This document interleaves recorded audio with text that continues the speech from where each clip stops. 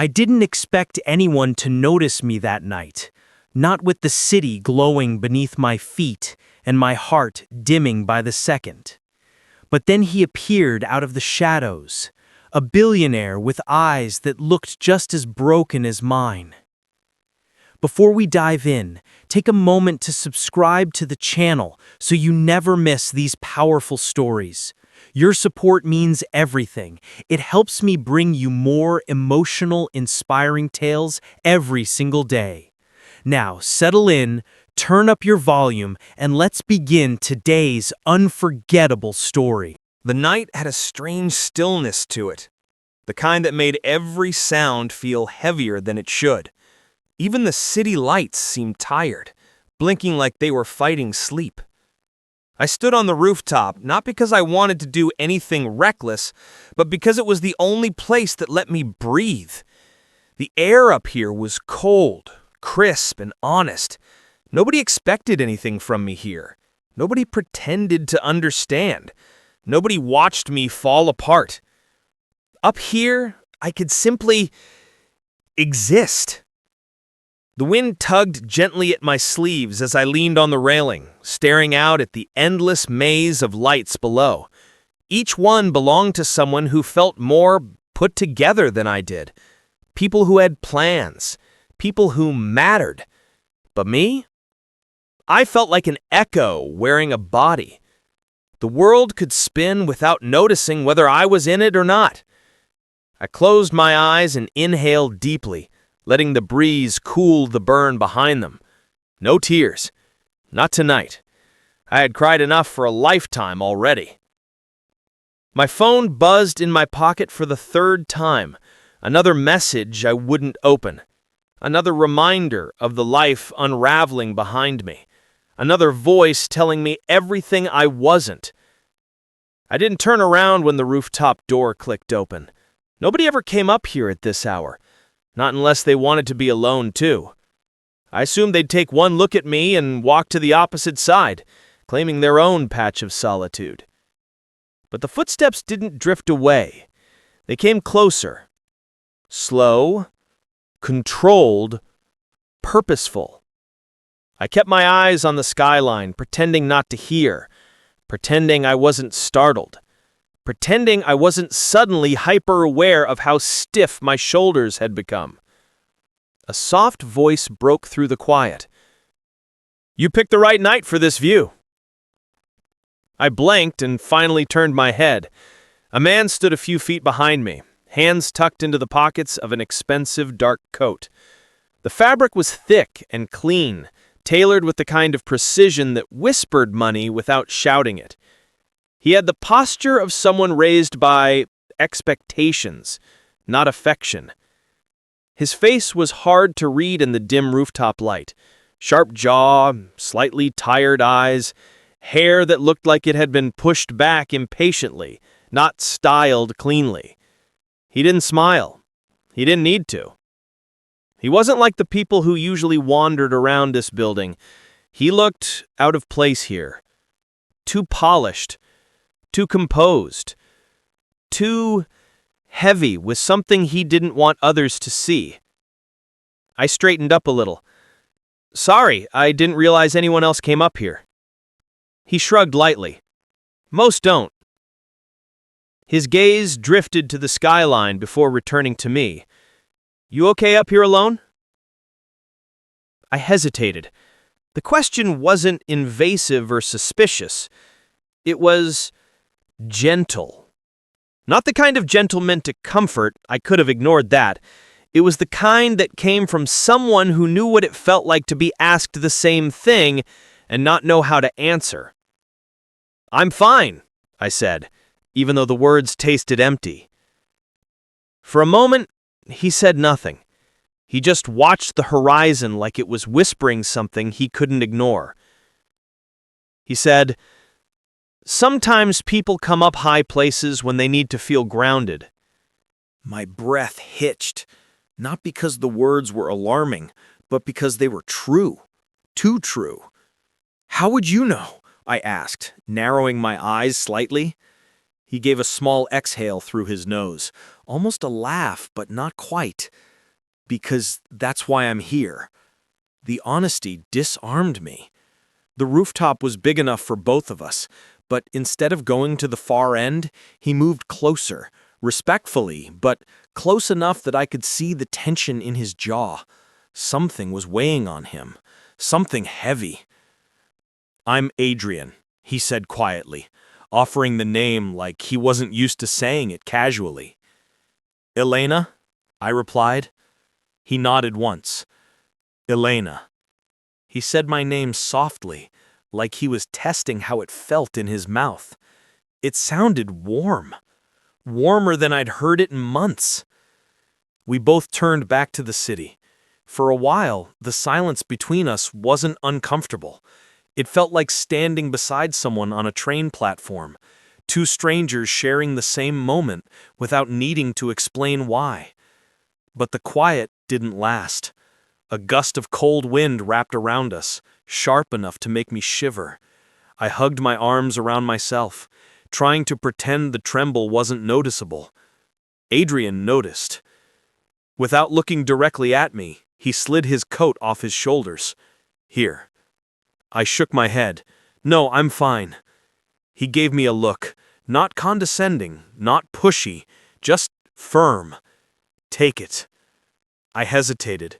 Something in me didn't want to accept kindness from anyone, especially a man like him. But another gust hit, harsher than the last, and my body betrayed me with another shiver. I took the coat with quiet hands. His warmth lingered in the lining. The scent, clean, expensive, devastatingly masculine, wrapped around me. It made my chest tighten. He leaned against the railing beside me, leaving a comfortable distance. "Rough night?" I swallowed hard. The question cracked something open inside me, but I didn't want to unravel in front of him. Not him.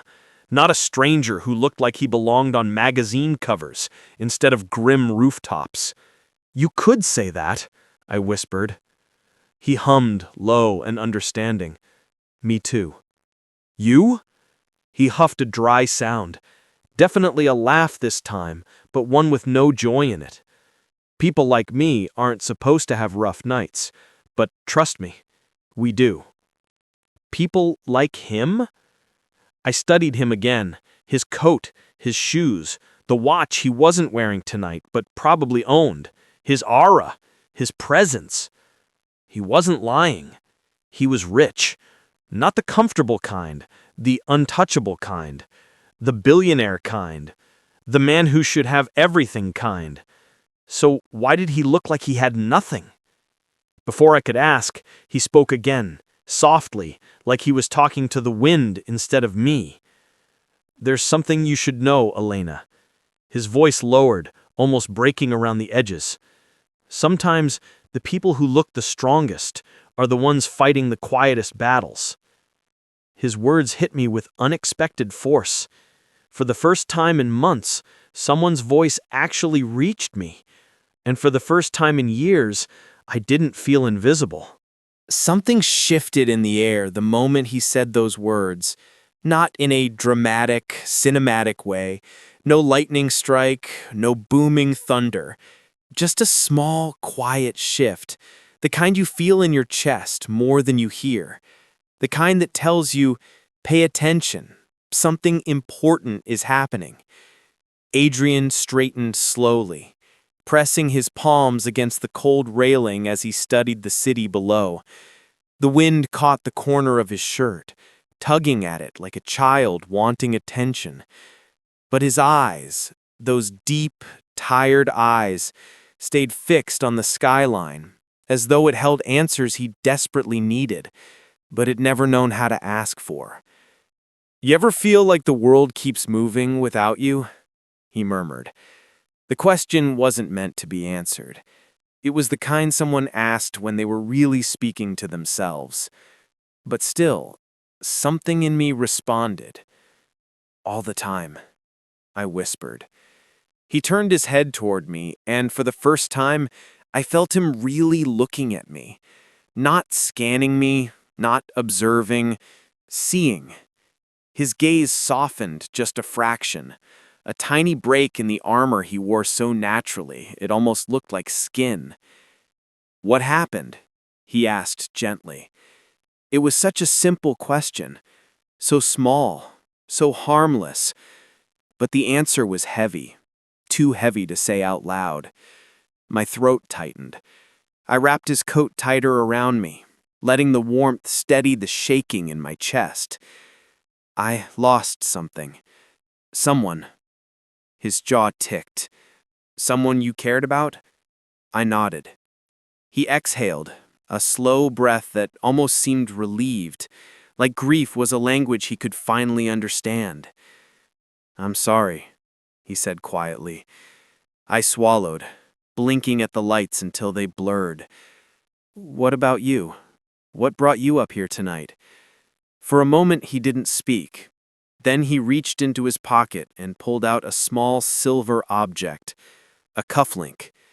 His fingers traced the edge of it, almost unconsciously. "My father's," he murmured. "Today was the anniversary." I looked at him, not at the suit, not at the face, not at the aura of old money swirling gently around him, but at the man beneath all of it. And suddenly it made sense. The exhaustion, the heaviness, the quiet. Grief recognized grief.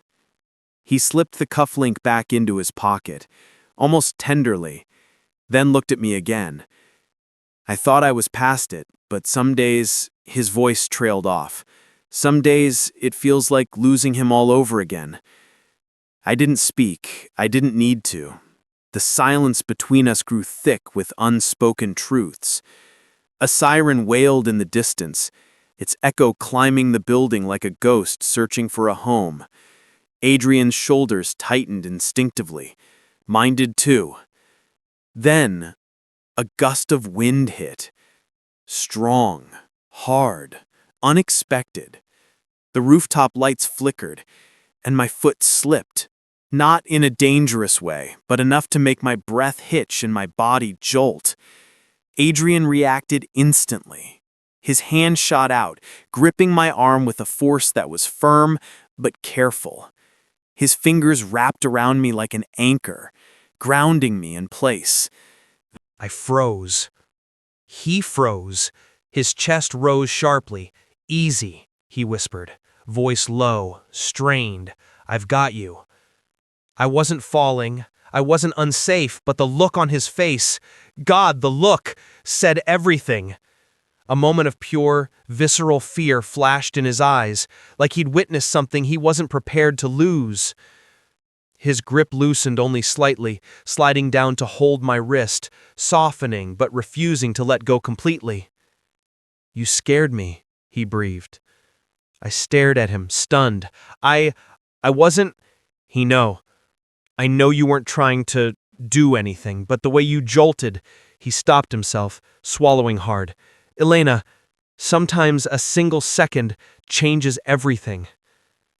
Something cracked inside me. Not painfully, but with the kind of ache that comes from being seen too clearly.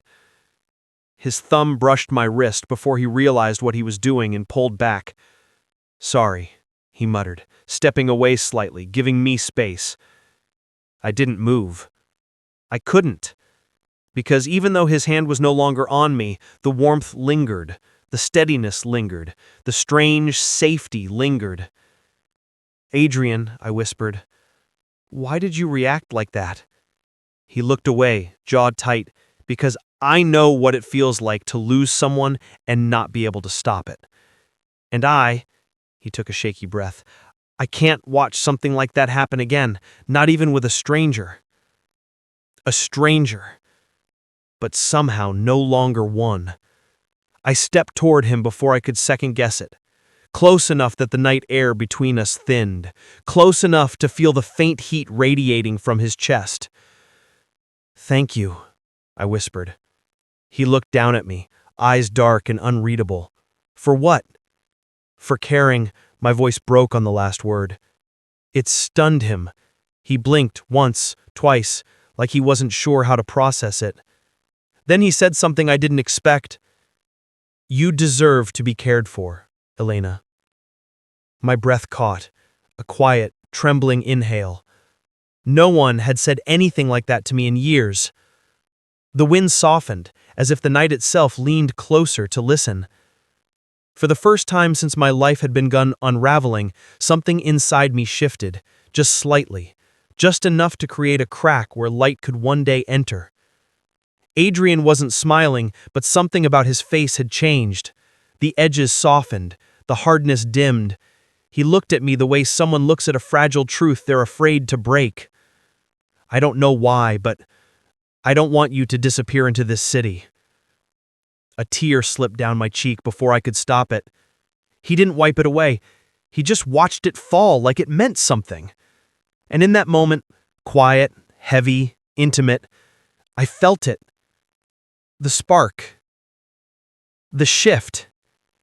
The first real moment between two broken strangers whose lives would never be the same after tonight. Be honest. Do you believe strangers can change your life in one moment? Tell me below. I want to know what you think. For a long moment, neither of us spoke.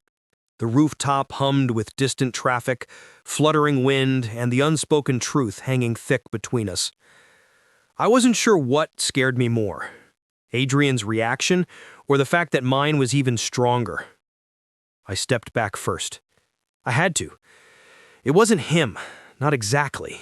It was the feeling he stirred, the terrifying possibility that he saw more of me in 5 minutes than people who'd known me for years. I wasn't ready for that. I wasn't ready for anyone to touch the parts of me I'd worked so hard to bury. Adrian noticed the distance instantly. His eyes flicked to the space between us and tightened, barely, but enough for me to catch the shift. Enough to tell me he felt something too, something he didn't want to feel. He took a slow breath, straightened his coatless shoulders, and cleared his throat. I should probably head back. The words felt wrong on him. They faltered at the end like they didn't want to be spoken, but he said them anyway. Yeah, I should go too. He nodded, but he didn't move. Not at first. It was like both of us were stuck in a moment we didn't quite understand, one neither of us knew how to step out of without breaking something. Finally, he dragged a hand through his hair, exhaling hard. Look, about what just happened. You don't have to explain. My voice came out sharper than intended, defensive, afraid. He blinked, surprised. I swallowed. It wasn't anything weird. You don't have to feel responsible for me. He stiffened slightly. Is that what you think I'm feeling? I avoided his gaze. What else would it be? A beat of silence. Heavy. Frustrated. Then, maybe I felt concerned. He said carefully. Is that such a terrible thing? The gentleness in his voice threw me off balance. I didn't have defenses for gentle. It's complicated, I murmured. It doesn't have to be. For me, it does. He opened his mouth like he wanted to ask why, but thought better of it. Instead, he pressed his lips together and nodded once, though the tension in his eyes said he didn't agree. Keep the coat. I can't. You can. Adrian, just keep it. His tone softened. Please. The word please was quiet but deep enough to pull a thread inside me. I clutched the coat tighter around myself, unable to refuse without feeling like I was pushing away more than fabric. We walked toward the rooftop door together, but stopped halfway through, both reaching for the handle at the same time. Our fingers brushed. Electricity shot through me, sharp and warm. He felt it too. I knew it by the way his breath stilled. He pulled his hand back quickly, stepping aside. After you. I slipped inside. The stairwell's dim lighting swallowed me whole. He followed at a distance, close enough to sense, far enough to feel like a boundary. By the time we reached the lobby, the spell of the rooftop had dissolved into something awkward and fragile. He reached for the door leading outside, but paused. Elena. I turned, surprised he'd say anything else. His expression was conflicted, guarded. It was good meeting you. Good Meeting me. The words felt too small for what the night had been. You too, I whispered. He nodded once, firm, polite, distant, and pushed open the glass door. Cold air rushed in. A black luxury car waited outside, headlights glowing. Of course, a driver stepped out immediately when Adrian appeared. Without looking back, he walked toward the car. Every step was precise, controlled, detached, just like a billionaire should be. Just like a man who couldn't afford to feel anything for someone like me. But halfway to the car, he stopped. His shoulders rose and fell with a sharp, visible breath. Slowly, he turned around. His eyes found mine again, this time with something raw flickering behind them. "Take care of yourself tonight," he said softly. Something in my chest clenched. "You too." He held my gaze for one more charged second, then slid into the car. The door shut. The engine hummed. The car pulled away. And just like that, he was gone. But the moment stayed. The warmth of his hand still ghosted my skin. His coat still wrapped around me. His voice still echoed in my ears. Sometimes a single second changes everything. I walked home slowly, almost dazed, almost afraid of how empty the world felt without him beside me. What if this was all there was? Just one night, one encounter, one almost moment. I tried to push the thought down. I tried to focus on the routine of moving my feet, turning corners, unlocking my door. But every step whispered the same impossible truth. A stranger had seen me more clearly in 10 minutes than anyone in my life had seen me in years. And I wasn't sure I could forget him. Not tonight. Not ever. The next morning arrived too brightly, too quickly, completely disrespectful of how heavy my chest still felt. Sunlight spilled through the blinds like it had something to prove, illuminating the coat draped over my chair. His coat. Adrian's.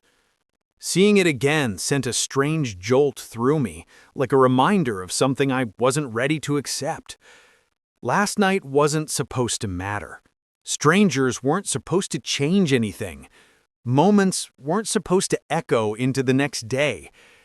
And yet, there it was. Quiet. Heavy. Familiar in a way it shouldn't have been. I reached out hesitantly, running my fingers along the smooth fabric. It still smelled faintly like him. Clean, warm, expensive, with an undercurrent of something darker and softer, like guilt woven into cologne. I told myself I'd return it today. I didn't know how, I didn't know where, but it felt wrong to keep it. Except part of me didn't want to let it go. My phone buzzed. I ignored it until it buzzed again. And again. Finally, I checked. Unknown number. "Is Miss Elena Rivera?" I froze. Only official people used my full name. Before I could respond, another message came. "This is the Hale Foundation. We need to speak with you regarding last night." My breath caught. Hale. As in Adrian Hale. I typed back slowly, each letter shaking. "What do you mean? Is something wrong?" The reply came instantly. "Mr. Hale requested you personally. Are you available to meet today?" Requested me? My heart did something strange, half panic, and half something I didn't want to identify yet. Another message followed. "Transportation can be arranged." Transportation? Who are these people? My fingers hovered over the screen before I finally wrote, "I can come." Seconds later, my phone rang. I answered hesitantly. "Miss Rivera," a smooth, polite voice said, "your driver is downstairs. Driver. Downstairs. For me. My stomach twisted. I grabbed Adrian's coat, because facing whatever this was without the one familiar thing from last night felt impossible, and hurried down the stairs. The moment I stepped outside, my breath stilled. A sleek black SUV idled at the curb. A chauffeur stood beside it, hands folded, expression unreadably professional. "Miss Rivera?" he asked. I nodded. He opened the door for me, and I slid into the back seat. Soft leather, tinted windows, subtle cologne lingering in the air. My pulse quickened with every passing street. Each turn brought me closer to something. Him. Answers. Or maybe more confusion. After 15 minutes, the car pulled in front of a massive glass building. Modern, towering, intimidating. The kind of structure that belonged to people who changed economies with a shrug. The Hale Foundation. My throat tightened. The chauffeur opened the door, and I stepped out, legs unsteady. Inside, the lobby was spacious and elegant. Marble floors, tall ceilings, soft lighting, and walls lined with photographs of charity projects, schools, shelters, disaster relief zones. A woman in a gray suit approached me with a warm but professional smile. Miss Rivera, Mr. Hale is waiting for you. Waiting? For me? She guided me through a quiet hallway and stopped outside a frosted glass door, knocking once before opening it.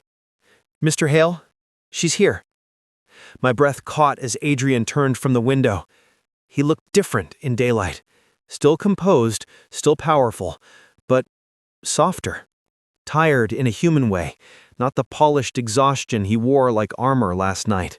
His tie hung loose around his collar, and his sleeves were rolled up, revealing strong forearms and a watch that could pay off my entire life. But his eyes widened the moment they found me. Elena, he said quietly. Something in his voice, relief, disbelief, something deeper, made my chest tighten. I stepped inside, clutching his coat. I didn't know you'd send people. I was planning to return this. That's not why I called you. His tone was gentle, but firm. He walked closer, but stopped when he sensed my breath catch. He was careful with space now, careful with me. I wasn't sure you were okay after last night. I didn't want to ignore that feeling. I froze. No one had ever followed up with me like that. No one had cared enough to. He took a slow step forward. I'm sorry if sending a driver was too much. I didn't want to bother you. He hesitated, lowering his voice. I couldn't stop thinking about you walking home alone. I swallowed hard. I made it home. I know, he murmured. But that doesn't stop someone from worrying. My breath wavered. He motioned toward a small seating area by the window. Sit with me, just for a moment. I hesitated, but not for long. We sat across from each other, a small coffee table between us like a fragile truce. He folded his hands, studying me with an intensity that felt like sunlight, warm, overwhelming, revealing. I wasn't expecting to see you again, I admitted softly. Neither was I, but I wanted to. The honesty stunned me. He leaned back, exhaling. Last night, you shook something loose in me, something I thought I buried years ago. I tilted my head. What do you mean? He looked away for a moment, jaw clenching. I saw someone hurting, someone trying to hold themselves together with sheer force, someone who deserved more than silence. The words hit me harder than I expected. And, he added quietly, I didn't want that to be the only moment we shared. My breath caught. So what now? He hesitated, rare for a man like him. I don't know. but I know I want to keep talking to you. That sentence, it shattered something weak and built something stronger inside me. I leaned forward slightly, clutching his coat. Why me, Adrian? You barely know me. He held my gaze, unblinking, honest. Because when I looked at you last night, I saw something real. And I don't see real very often. The room went quiet, thick, electric. Neither of us moved, neither of us breathed. Then his voice dropped to something almost fragile. Stay a little longer, Ilana. Please. And in that moment, against all logic, fear, and caution, I realized something terrifying. I wanted to. So much more than I should. I didn't know what made me say yes. Maybe it was the way his voice softened on the word please. Maybe it was the exhaustion in his eyes that I recognized all too well. Maybe it was the simple, terrifying truth. I didn't want to leave either. I let his coat fall into my lap as I sat back down, fingers brushing the fabric like a nervous habit. Adrian noticed, his gaze flicking to it before returning to my face. You can keep it on if you're cold, he said gently. I nodded, slipping it around my shoulders again. It felt grounding. Too grounding. He leaned forward slightly, elbows resting on his knees, hands clasped. I didn't ask you here for anything strange, he said quietly. I just wanted to understand you better. If you'll let me. No one had ever asked to understand me. People usually wanted something else. Answers, apologies, explanations, pieces. Never understanding. My voice wavered. There's not much to understand. He gave a soft, almost pained smile. There always is. Silence settled between us again. Not the awkward kind. This one hummed with unspoken weight. Finally, he broke it. Elena, what happened? Last night, on the roof, it wasn't just grief. His voice gentled further. You looked like someone who'd been running on empty for a long time. My throat tightened, hard. I looked down at my hands. I wasn't planning anything dangerous. I know, he said immediately, firmly. I never thought you were. But you were hurting. That much was clear. My fingers curled around the edge of his coat. My mom used to take me up there. When I was younger, it was her favorite view of the city. We'd go up just to breathe for a while. He stilled, listening with a focus so intense it felt like a hand over my heart. She passed away last year, and I haven't been back on that roof since. Last night, I don't know, everything felt too heavy. I just needed to remember her somewhere that felt like home. Adrian's expression softened, deeply, fully, painfully. Not pity, recognition.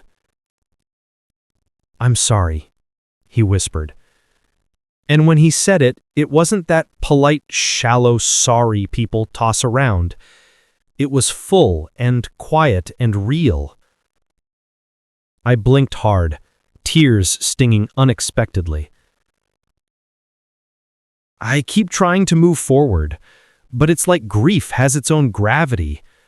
Some days I get pulled under again. He nodded slowly. That's how it is. You don't get over loss. You learn to carry it. His voice sounded distant, like he was speaking from a place he rarely allowed himself to visit. What about your father? I asked softly. You said last night was the anniversary. The question hit him like a slow-moving impact, subtle but unmistakable. He leaned back, exhaling sharply. My father was complicated, he began, choosing each word carefully. Brilliant, cold, impossible to please. But he believed in me, and that was enough.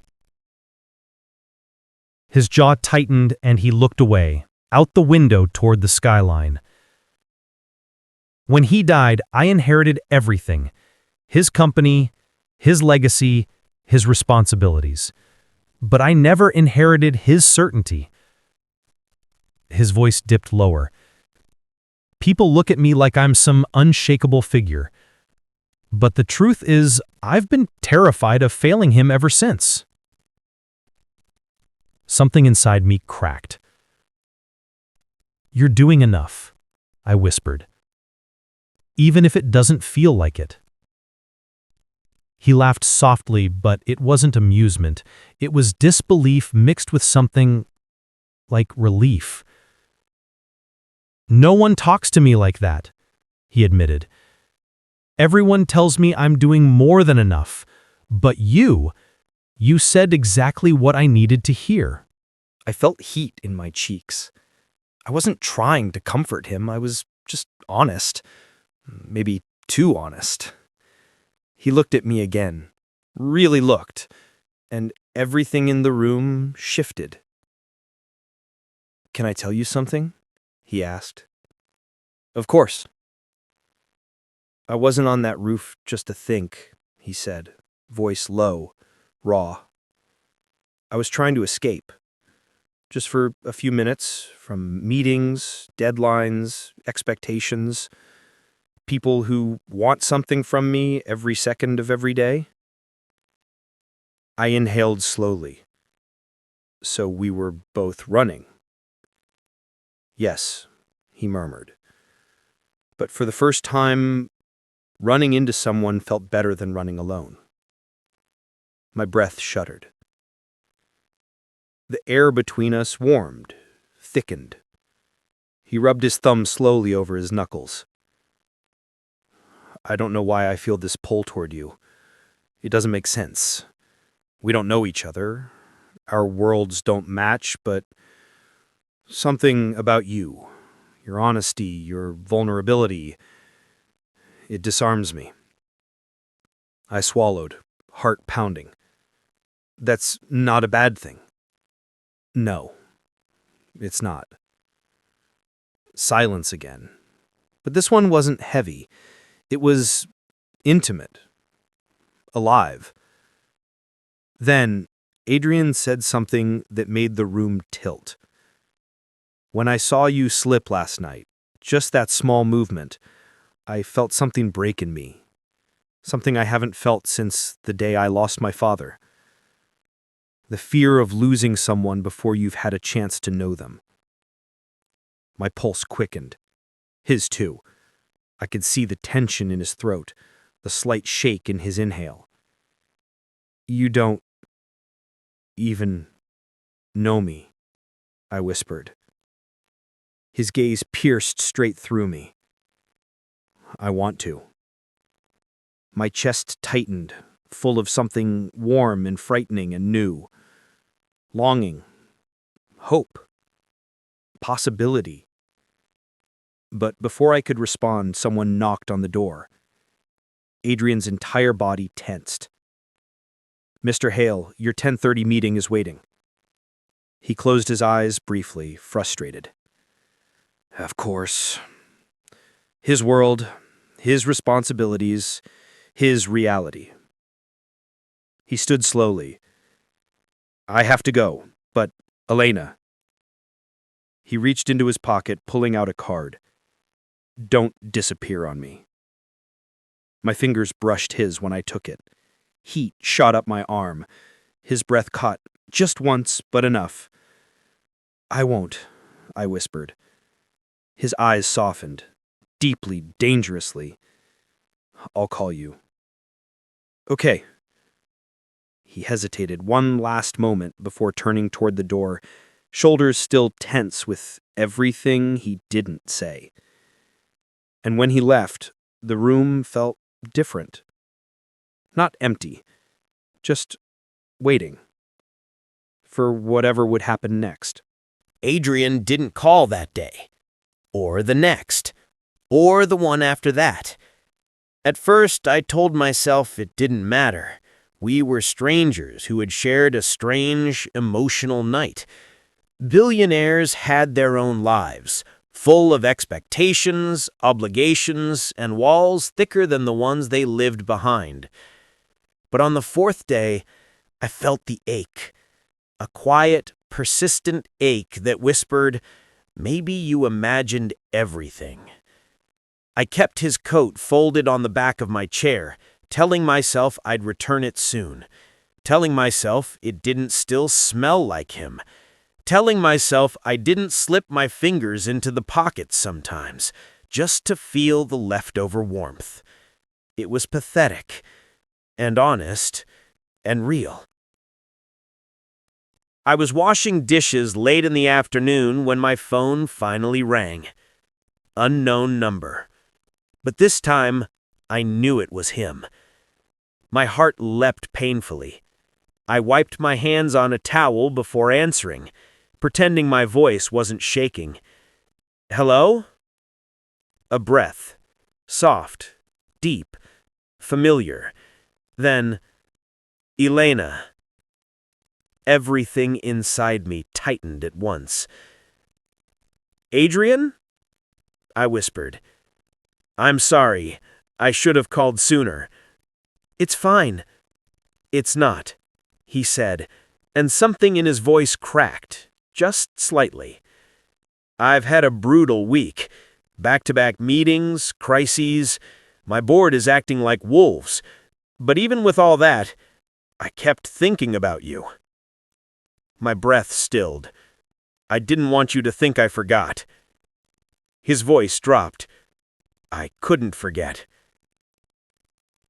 I sank onto the couch, gripping my phone. I thought maybe I misunderstood things. "No," he said softly. "You didn't." Those 3 words, quiet, warm, and honest, healed a wound I didn't know I'd been carrying all week. "I want to see you." My heart skipped. "When?" "Tonight." "Tonight." I swallowed hard, hope rising too quickly for its own good. "Where?" "I'll send a car." "Wait," I said gently. "How about something simple, somewhere normal?" He paused. "Normal?" "Something you don't have to plan or supervise or take responsibility for." The silence that followed wasn't cold. It was surprised. Then Adrian laughed. A real laugh. Soft, deep, unburdened. "Okay," he said. "Normal." We settled on a small cafe half a mile from my apartment, somewhere warm, cozy, human, completely different from his glossy glass world. When I arrived, he was already there, but not how I expected. He wasn't in a suit. He wasn't surrounded by staff. He wasn't guarded, polished, or intimidating. He was sitting at a small wooden table, sleeves rolled up, hair slightly tousled by the wind, watching the door with a look that made heat rush through my chest. When he saw me, really saw me, his whole expression changed, softened, opened, lit up in a way that felt unbelievably personal. "Elena," he said, rising to his feet. I almost forgot how to breathe. "You..." He caught himself, smile tilting. "Beautiful." I flushed. "You look... different." "Good different?" His voice carried a hint of vulnerability that surprised me.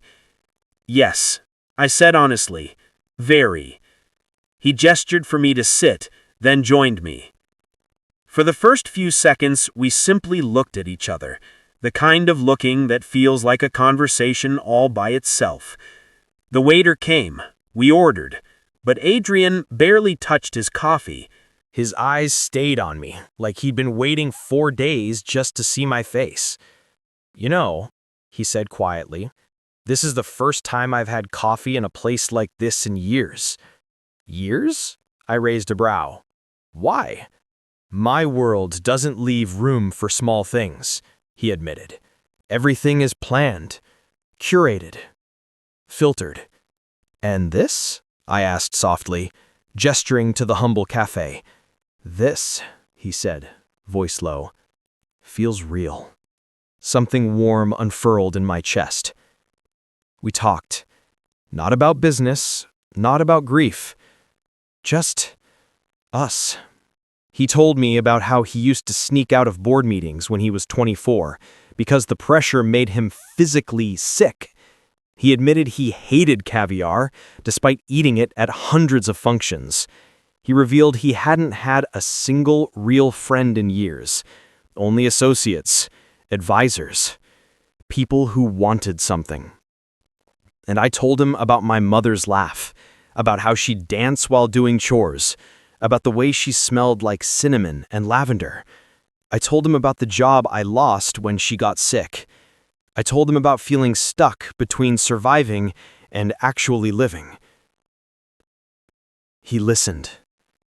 Truly listened. His eyes soft, brows drawn, leaning forward as if each word mattered. At one point, he lifted my hand without thinking, gentle, hesitant, and brushed his thumb across my knuckles. My breath caught. "Your hands shake when you talk about her," he said softly. I looked away, embarrassed. I didn't notice. I did.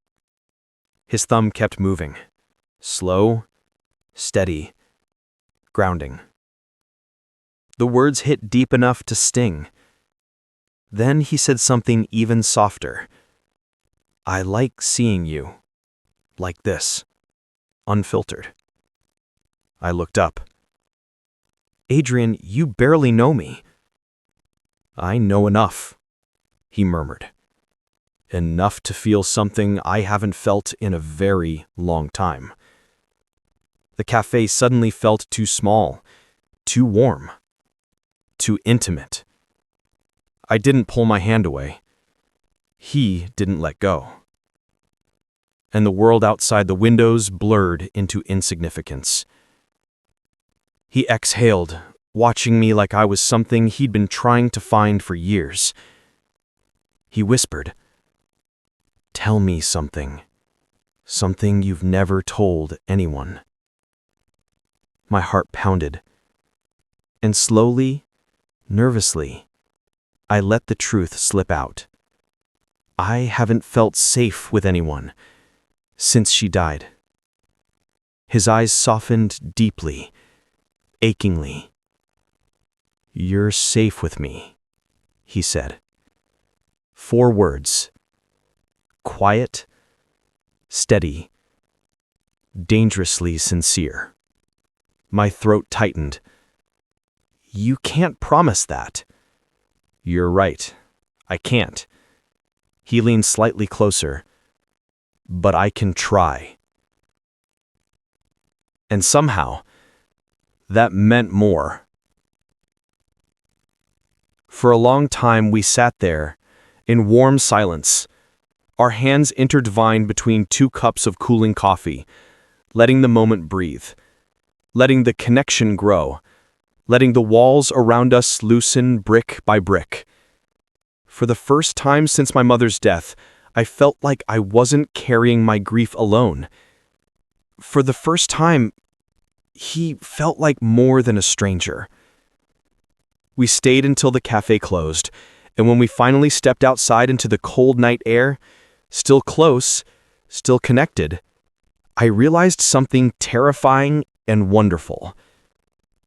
I didn't want the night to end. And from the way Adrian's eyes lingered on me, neither did he. The next week became a strange kind of dream. Adrian and I texted often, more than I expected, more than he probably intended. Some mornings he'd send a picture of his coffee and write, "Not as good as the cafe. Should we fix that?" Other nights he'd call after a long meeting, voice low and tired, just wanting to hear something human before sleep. For the first time in a long time, my days felt lighter. But the warmth that grew between us also carried a shadow. Whenever he opened up to me, he'd quickly close off again. He'd start a sentence like, "Sometimes I wish I could just," and then catch himself, retreating behind polished control. I could tell he was wrestling something big, something he didn't want me to see. And me? I was terrified of needing him too much. Then came the night everything broke. It happened on a Thursday. Quiet, ordinary, unsuspecting. He called while I was cooking pasta, his voice softer than usual. "Elena, can I see you tonight?" "Of course," I said, smiling into the phone. "Everything okay?" A long pause. "I just need someone real for a minute." That sentence melted something inside me. I told him to come over. He arrived 20 minutes later. But the moment he stepped into my apartment, I knew something was wrong. His posture was too rigid. His eyes were too cold. His jaw too tight. He looked like a man bracing for impact or preparing to deliver one. "Adrian?" I whispered. "What happened?" He didn't answer. He walked past me, pacing once, twice, before stopping with his back turned. My stomach tightened. "Talk to me." When he finally faced me, something in his expression made my heart drop. "Elena, today my board confronted me." "About what?" "About you." "Me?" He nodded once, jaw clenching hard. "Someone saw us at the cafe.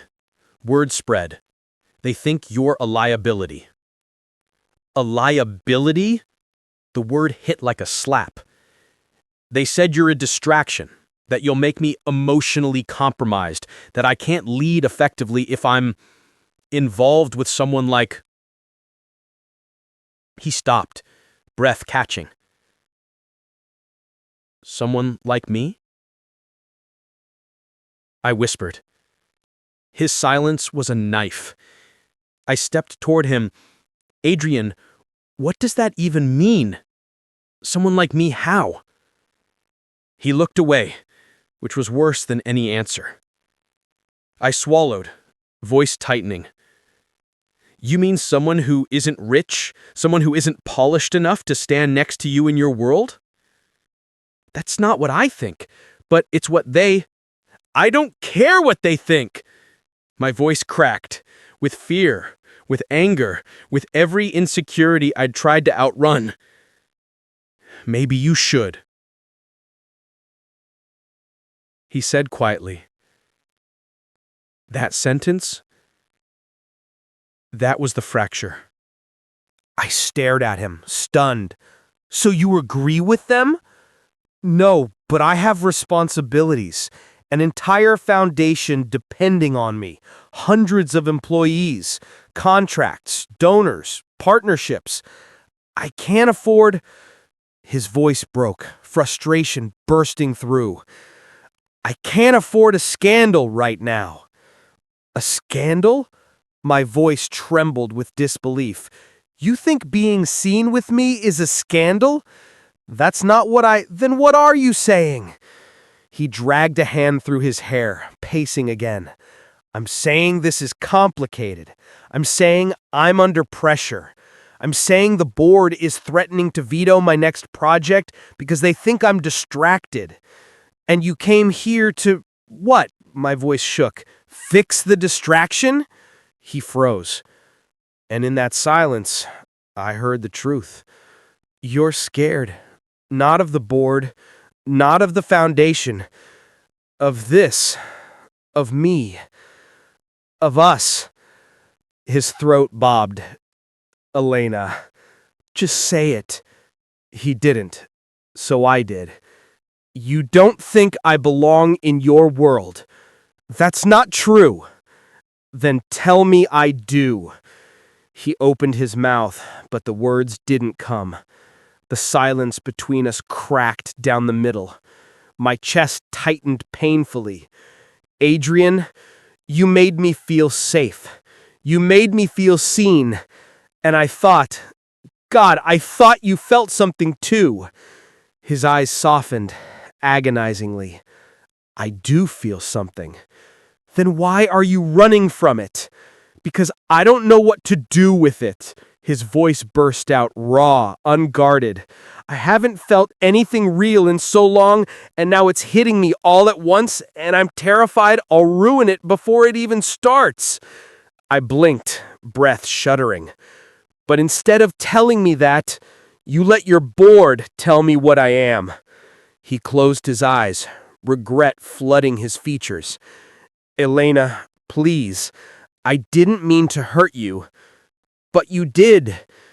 He stepped closer, carefully, like approaching something fragile. I don't want to lose you. You can't lose something you never decided to keep. That stopped him cold. Pain flashed across his face. Real pain, but it was too late. I walked to the door and opened it, voice barely steady. You should go. He didn't move. Elena, don't do this. I'm not doing anything, I murmured. You already did. His hand lifted slightly, like he wanted to touch me, then fell. And for the first time since the night we met, he looked truly, devastatingly alone. I'm sorry, he whispered. I swallowed the sob clawing its way up my throat. Good night, Adrian. After a long, agonizing moment, he walked out.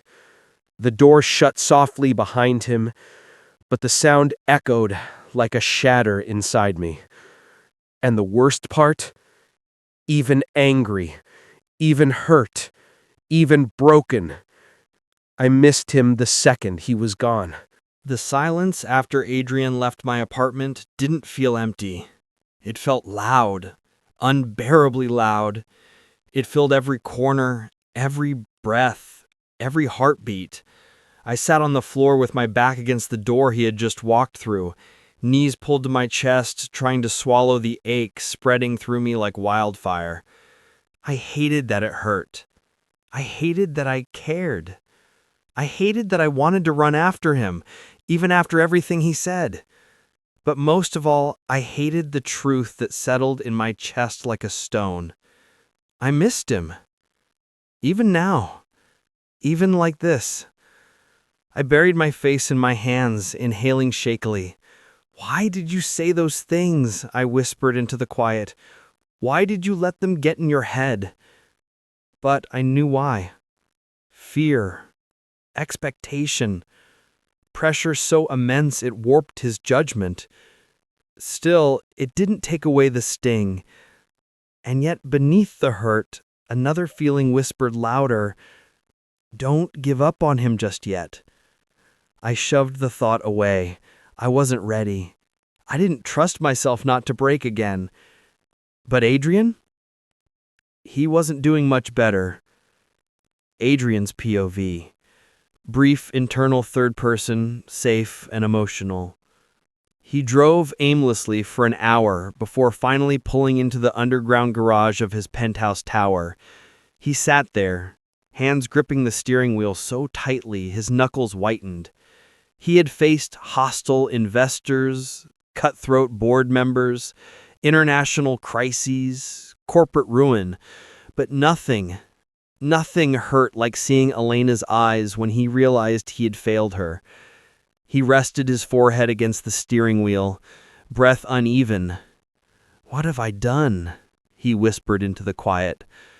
The weight of the night pressed onto his chest, suffocating. He hadn't meant to make her feel small. He hadn't meant to sound ashamed of her. He never was. He was ashamed of himself, ashamed of how quickly he let others dictate his fears, ashamed he didn't fight harder. He replayed her voice in his head. "You don't think I belong in your world." It stabbed him every time. He closed his eyes, jaw clenched. She did belong, more than anyone, but he had been too afraid to admit why. He walked into his penthouse, but it felt colder than usual, quieter, empty in a way it hadn't felt before her. He sat on the edge of his bed, running a hand through his hair.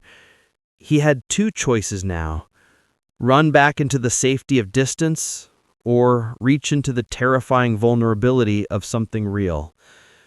And for once, he didn't know which he was capable of. Back to Alana, the long night. I lay awake for hours staring at the ceiling, his coat draped over my chair like a ghost. Part of me wanted to throw it away, part of me wanted to wrap myself in it, and part of me wanted him to come back and ask for forgiveness. But forgiveness didn't erase the truth. I wasn't afraid of his board. I wasn't afraid of his money. I wasn't afraid of the gap between our worlds. I was afraid of his indecision, afraid of being a temporary comfort, afraid of caring too much and not being chosen. Sometime around 3 a.m., I whispered into the dark, "Why did you have to make me feel something?" The room didn't answer, but my heart did. "Because you needed someone too." I pushed the thought away, rolling over and squeezing my eyes shut. Sleep didn't come, only the memory of his voice, his hands, his warmth, and the way he whispered, "I don't want to lose you." He hadn't lost me yet, but he was close. Morning, the breaking point. By sunrise, I finally sat up in bed, exhausted and hollow. I made coffee, but barely tasted it. I tried to eat, but couldn't. Then my phone buzzed. I froze. Adrian. But it wasn't a message. It was a missed call. Then another, and another. 3 calls. No voicemail. My hands trembled. I didn't call back. I wasn't ready. An hour passed. Then 2. My phone buzzed again, but this time a text. "Elena, please, talk to me." I exhaled shakily. Then another message. "I messed up. I know I did, but I need to explain." Part of me softened. Part of me hardened. "Please don't shut me out." I swallowed hard. He wasn't demanding. He wasn't defensive. He was afraid. I set my phone down, unable to respond yet. I needed space. I needed clarity. I needed to know if he was reaching out because of guilt or because he truly chose me. The day dragged on, heavy and restless. Around noon, rain began tapping against the window, soft, rhythmic, lonely. My phone buzzed again. Another message from him. "I'm outside." My heart stopped. Outside? I rushed to the window, pulling back the curtain. And there he was.